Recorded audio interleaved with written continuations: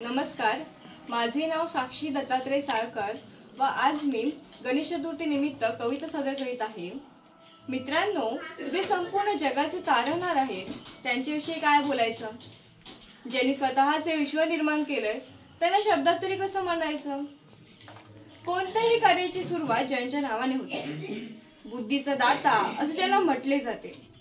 श्रावण महिन्याच्या समाप्तीला भाद्रपद महिन्यात त्यांचे आगमन होते व पावसाच्या सरींनी तर त्यांचे स्वागतच केले जाते। तेच तर आपले गणपती बाप्पा। सुख करता दुःख हरता वार्ता विघ्नाची गणपती बाप्पा सोबत असतील तर आपल्याला भीती कशाची। बाप्पाचे आगमन झाल्यावर सनईचा सूर वाजतो, ते घरी आल्यावर मोदकांचा थाट असतो।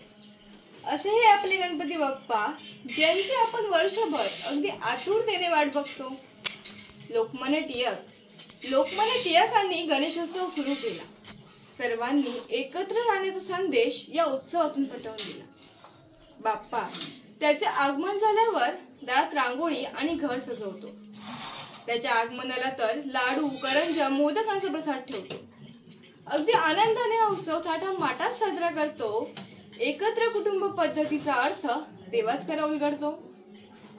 असे हे आपले गणपती बाप्पा, संकटात लढण्याचं नवं बळ देतात। तुझे आशीर्वाद सदैव पाठीशी राहू देत, हे एकच मागणं प्रत्येक भक्त त्यांच्याकडे मागतात। वर्षातून एकदाच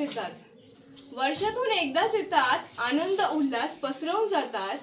ते छोटे छोटे क्षण अगदी अविस्मरणीय बनून जातात। असे हे आपले गणपती बाप्पा प्रत्येकाला नेहमी हवेसे वाटतात।